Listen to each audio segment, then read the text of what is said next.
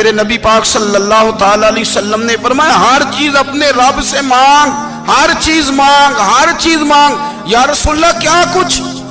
میرے محبوب نے فرمایا تیرے گھر میں نمک بھی ختم ہو جائے تو وہ بھی اپنے رب سے مانگا کر، تو مانگنا وہ تجھے دے گا، تو اس کی بارگاہ میں کشکول طلب دراز تو کرنا۔ اور ترمذی شریف میں عجیب لفظ ہے، رسول کائنات نے فرمایا، رب کریم فرماتا ہے جب میرا بندہ ہاتھ اٹھاتا ہے نا تو مجھے حیا آتی ہے کہ میں خالی کیسے لوٹا دوں اس کے۔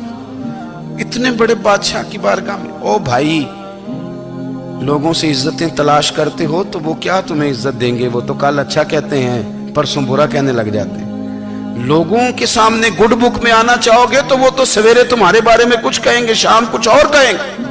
اپنی روحانی زندگی آباد کریں، اپنے مسلح کو وقت دیں، اور دنیا سے چھپ کر اس موبائل کو بند کر کے اور اپنے آپ سے بھی چھپ کے اور تنہا ہو کے چھپا کے سارا کچھ اپنے آنسو اپنے رب کی بارگاہ میں پیش کریں، اس کے حضور حاضری دیں۔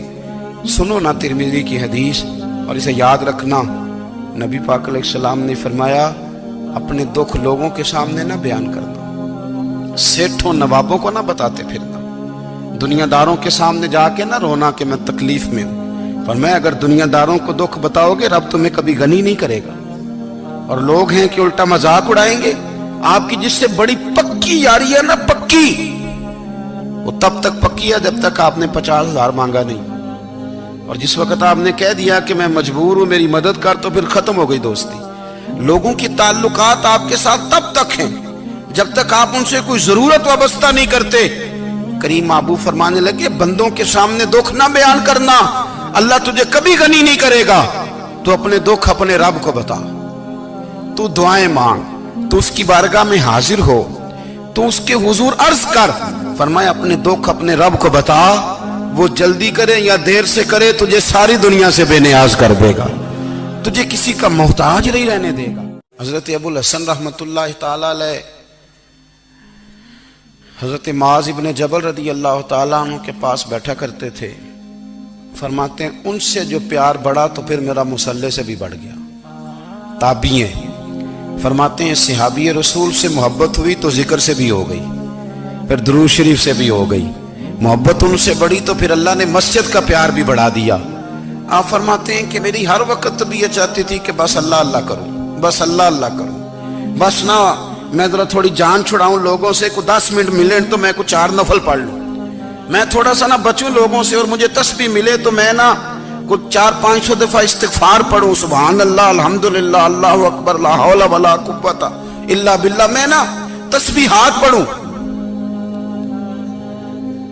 فرماتے ہیں کہ بچے تھے گھر میں 6-7، غربت تھی، کام ملتا کوئی نہیں تھا، اور میں کام چور نہیں تھا، کام ڈھونڈتا تھا، پر اللہ کی قدرت کے کام نہیں ملتا تھا۔ فرماتے ہیں کہ میں نے ایک دن اپنی اہلیہ سے کہا کہ آج میں پھر جاتا ہوں کام ڈھونڈنے، تو میری بیوی بڑی فرما بردار تھی، پر اس دن نہ غربت کے ہاتھوں تنگ آ کے کہنے لگی آج نانا کوئی تو چیز لے کے آیا، تو مجھ سے بچوں کی بھوک نہیں دیکھی جاتی، یہ سب روگاں دا روگ محمد جس دا نام غریبی، کنڈ بلا کے لنگ جاندے نہیں دوست یار قریبی، آج نہ کچھ لے کے آیا تو میں بچے لے کے میکے چلی جاؤں گی۔ شیخ فرماتے ہیں کہ میں بڑا پریشان گھر سے نکلا، پر میں نے صبح سے لے کے زور تک کام ڈھونڈا، کام ملا کوئی نہیں، تو میرے دل میں خیال آیا چلو کام نہیں ملتا تو اللہ اللہ تو کرے نا، چلو بندوں کی مزدوری نہیں ملتی تو رب کریم کی عبادت ہی کرتے ہیں۔ فرماتے ہیں کہ میں نے نا فرات کے پانی سے وضو کیا، نہر کے، شدید دھوپ تھی، ساتھ ریت تھی اور ریت تپ رہی تھی، میں نے اپنا رومال وہیں مصلی کے طور پر بچھا لیا، اور فرماتے ہیں کہ زور سے لے کر عصر تک نماز پڑھی، دھوپ بھی پورے زور پہ، پر میرے سجدے کا ذوق بھی پورے زور پہ۔ فرماتے ہیں سورج بھی چمک رہا ہے اور رب کی عبادت کا ذوق بھی پورے زور پہ، میں سجدہ کروں تو پھر میرا اٹھانے کو جی نہ چاہے۔ میرے استاد لکھا کرتے تھے، یہ ان کا شعر ہے، وہ کہا کرتے تھے مجھے سوز دے، مجھے ساز دے، اور مجھے نیم شب کا نیاز دے، دم سجدہ خود کو میں توڑ دوں، مجھے ایسا ذوق نماز دے، اور میں تیری بہار کا پھول ہوں، میں کھلا بھی ہوں تو تیرے لیے، مجھے میری شاخ سے توڑ لے، مجھے اپنی زلف کا ناز دے۔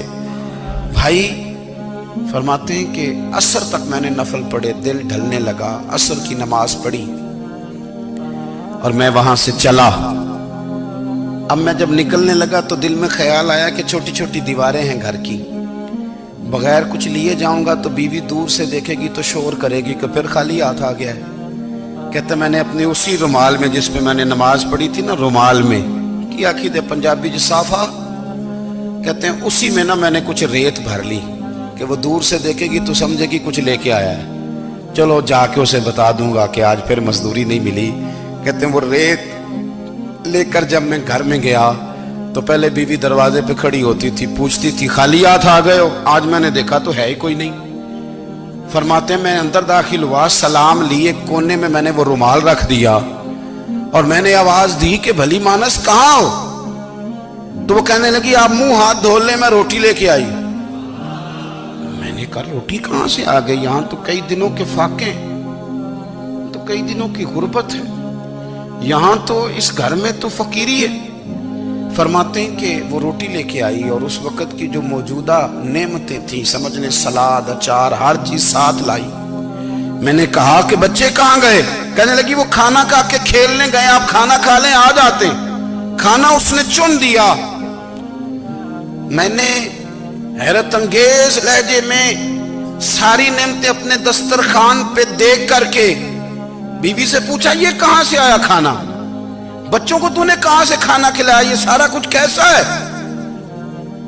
کہنے لگی پتہ نہیں آج آپ کس کریم کی مزدوری کرنے چلے گئے تھے، پتہ نہیں کس کریم کی، میرے گھر میں تو اتنی نعمتیں آئی ہیں کہ مجھ سے سنبھالی نہیں جا رہی، اتنا اناج ہے، اتنا گندم ہے، کس کریم کے دروازے آج چلے گئے تھے؟ یہ کہتے کہتے وہ اٹھی اور اٹھ کر کے کہنے لگی پہلے بڑا کچھ آیا تھا، اب کیا لے آئے ہو؟ اور جا کر کے نا اس نے وہ ریت والا رومال کھولا، کہنے لگے میں تو لے کے آیا تھا ریت، تو میرے رب نے اسے بھی سونے اور ہیرے بنا دیا تھا۔